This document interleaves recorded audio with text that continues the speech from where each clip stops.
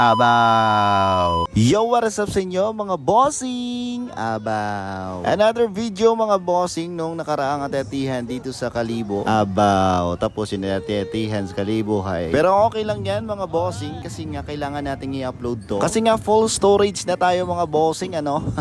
So bago nga natin i-delete itong mga videos dito sa cellphone ko mga bossing ay kailangan nating i-upload to. And this video is all about our experience of the atetihan during the One Love Malay, One Love Boracay mga bossing. Mga bossing, yearly ngang sumasali itong One Love mga bossing. One Love Malay mga bossing, One Love Boracay kasi nga ito yung pagsama-sama ng mga taga mainland Malay at mga taga isla ng Boracay. At kahit nga sino mga bossing ay pwedeng sumali. Basta marunong ko lang sumabay sa vibes ng mga Malay nun mga bossing. Basta kayang-kaya mong sabayan yung mga makukulit na mga Malay nun at Boracay nun mga bossing ay walang problema yan. At nandito na nga tayo mga bossing no, kasama natin yung mga bossing natin dyan na mukhang may tama na yung mga isip.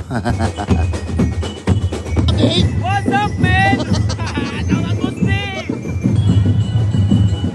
Abaw! At gusto ko lang mag-shoutout sa mga bossing natin dyan na nakilahok mga bossing na dala-dala itong first release ng ating Abaw Clothing mga bossing. Yan yung unang version ng Abaw Clothing natin mga bossing at di na nasundan.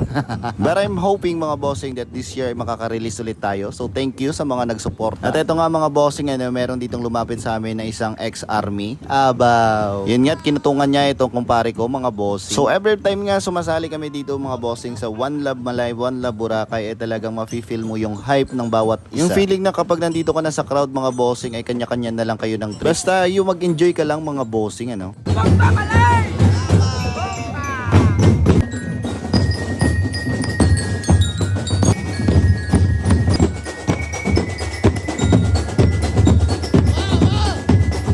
Yan pala si Bossing Christian mga bossing, shoutout sa iyo. Yun mga bossing na pag nandito ka talaga, sabi ko kanina, ay enjoyin mo lang yung bawat moment. Lalong lalo na kapag kasama mo ang iyong love mga bossing. Kaya nga one love walang makakapigil sa init ng panahon mga bossing. Lalong lalo na kapag nagkasama kayo doon at nagkita-kita kayo doon ng mga barkada mo mga boss. Or kahit nakakakalala lang mga bossing ay talagang mag-e-enjoy ka na kasama sila. At dito nga mga bossing makikita mo kung gaano kakulit yung mga Malay nun mga bossing. Kasi itong si Bossing Porto ay pinakailaman na itong tinda ni Manong. At eto nga't pinasakay pa ako.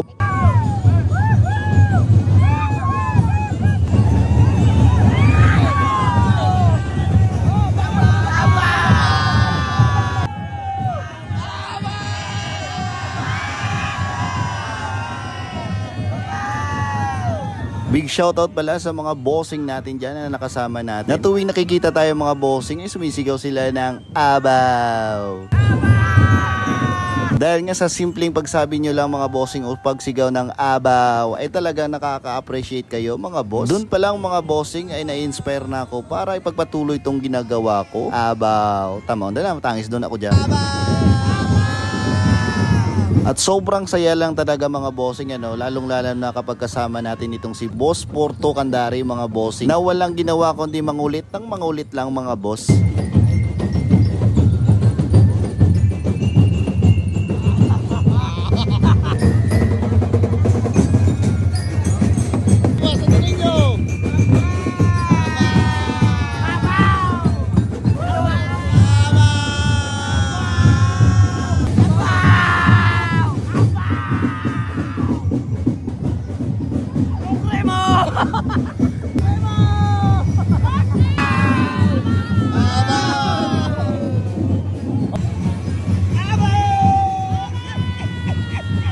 Dito nga mga bossing, sa sobrang kakulitan ni Bossing Porto ay napagtripan ko siya. Meron ako dito nakitang tuwalya mga bossing na hindi ko alam kung kanino to.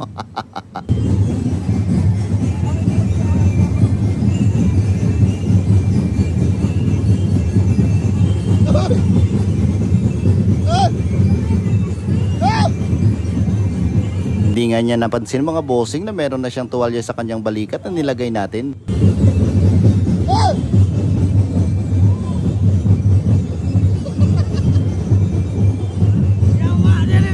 At hindi nga siya pumayag mga bossing na siya lang yung mapapagtripan.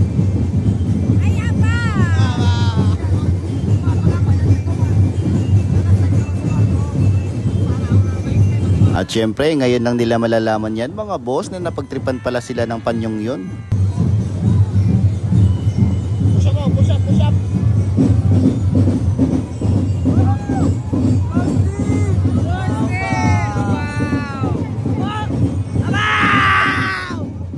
At walang hiya talaga tong si Bossing Porto mga bossing, kahit lechon ng ibang grupo ay talagang nakikain siya. At dahil nga medyo natakam na rin ako mga bossing ay pumuknit na rin ako dyan.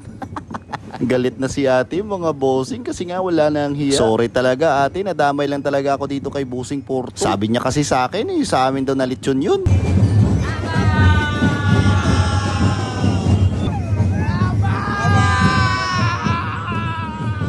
Sa mga sandaling tong mga boss ay naabutan na nga kami ng gabi dito sa may Magsaysay. Medyo mabagal kasi yung usad ng banda mga bossing ng parada, kaya eto na-stuck kami dito sa may Magsaysay. Pero okay lang at nag-enjoy naman kami.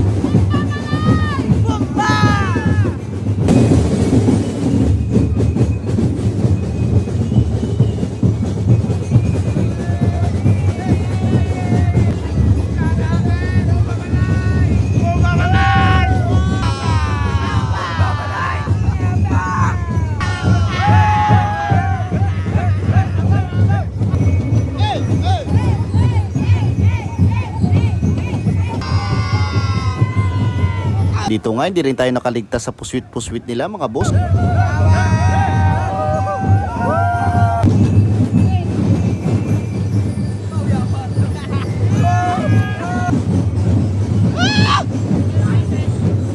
Sino ba kasi nagpauso niyan mga bossing? Para ka nagpa-carwash dun sa may carwashan mga bossing. Grabe yung pressure pagdating sa bunganga mo. Pero syempre, dagdag rin yan sa enjoyment natin mga bossing. Hindi natin pwedeng tanggihan yung mga boss natin dyan. Para kakasing halaman dito mga bossing na kulang sa dilig. Aba! And that's it for now mga bossing. Thanks for watching. Thank you One Love Malay, One Love Boracay. Thank you sa mga nakasama natin dyan. Next year ulit. Again, this is Boss D. Abaw. Shoutout pala sa batang to ang galing mo.